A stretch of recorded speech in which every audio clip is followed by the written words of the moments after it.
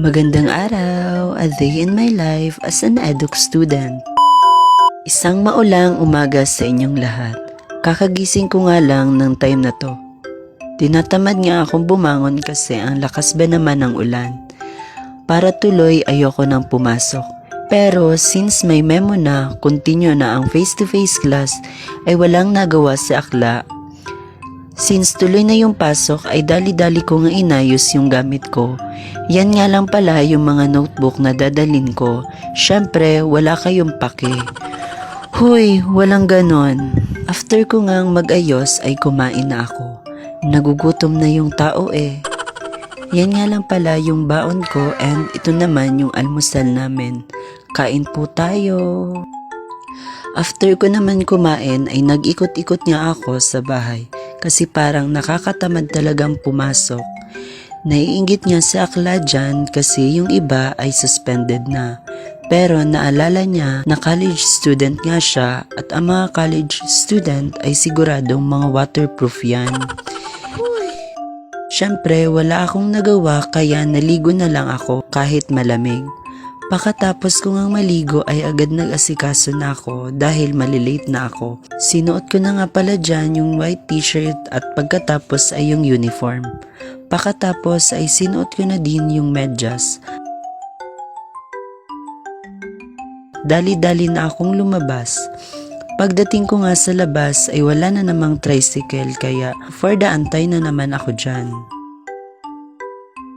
Napagod na nga ako kahihintay kaya naglakad na ako. Baka kasi anong oras pa dumating yung tricycle. Baka second sub na yung abutan ko.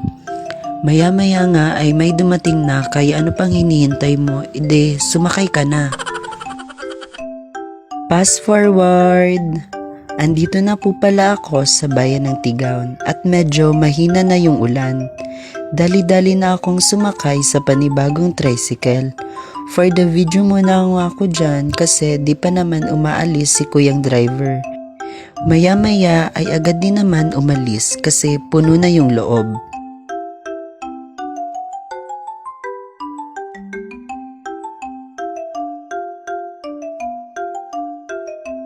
Pagdating ko nga sa paaralan ay malamang pumasok na alangan naman nasa labas ako, diba? Huy!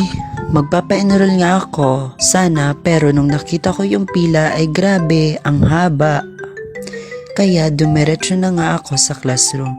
Pagdating ko nga ay grabe naman ang pagkabigla ng mga kaklase ko. Ako lang to, no? Maya-maya ay pumunta kami ng kantin. Hindi ko na pala na-videohan kasi nawala agad sa isip ko.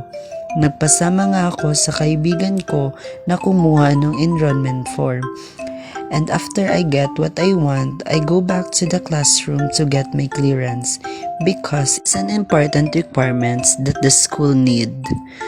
Huy, grabe naman ang English. Pagkatapos nga ay agad na akong pumila. Sobrang ang tagal umusad ng pila. Paano kasi singit ng singit sa may unahan. Nanggigigil na nga ako dito kasi baka maabutan ako ng cut-off. Pero thank God dahil nakaabot pa ako. Malapit pa naman mag-12 ng time na to. After kong matapos, syempre, OMG, enroll na ulit si Box. At agad na akong umakyat dahil alam kong may teacher na sa taas. Pagkapasok ko nga ay naabutan ko si ma'am kaya dali-dali na akong umupo. That time ay may pinapakopya sa pisara kaya syempre kinopya ko na yon. Grabe ang pagpapanggap. Binalik na nga pala yung mga activities na pinasa namin. Kaya tamang flex lang. Huy, grabe. Maya-maya ay pinalabas na kami. 12:30 na ng time na to kaya gutom na kami. Kaya agad na kaming lumabas. Paglabas nga namin ay sarado yung karinderyang kinakainan namin. Kaya pumunta na kami doon sa isa pa. Hindi ko na na-video dyan kasi nakalimutan ko. Paano kasi iniisip ko kung may tinda ba yung tinapay sa bakery. Huy, malamang. Pagkatapos nga namin kumain ay pumasok na kami. Imagine ninyo, 30 minutes lang yung lunch break. Grabe naman. Maya-maya nga ay dumating na si ma'am. Nagsisimula pa lamang yung discussion ay tignan mo, tulog na agad yung kaklase ko. Pero sabi ni ma'am ay wag naming gisingin, hayaan lang daw namin.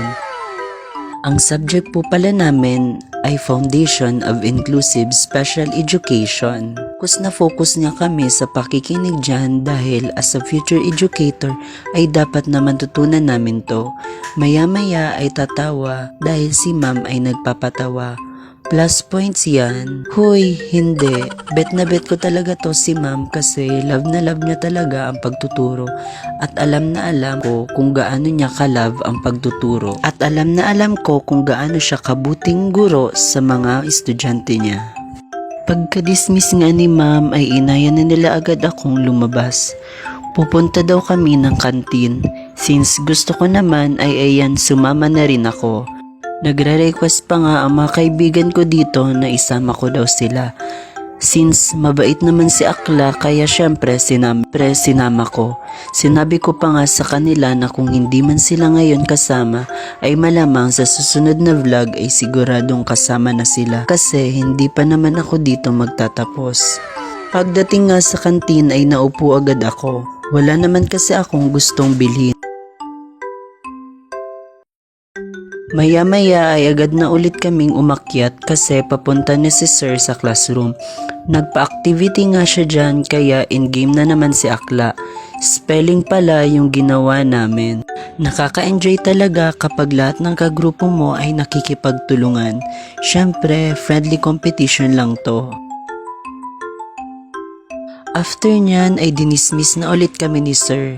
Yung susunod nga ay di kami sure kung papasok. Kaya habang hinihintay ay minessage na namin siya at tumambay muna sa hallway sa labas ng classroom.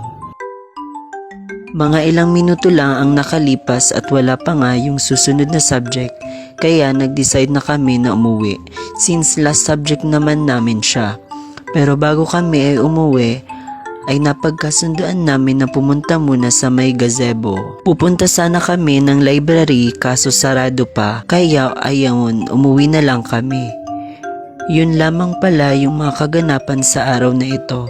Thank you Lord dahil hindi mo ako pinapabayaan sa araw-araw. At palagi mo akong ginagabayan. Yun lamang for today's video. Maraming salamat sa panonood. God bless. Mua.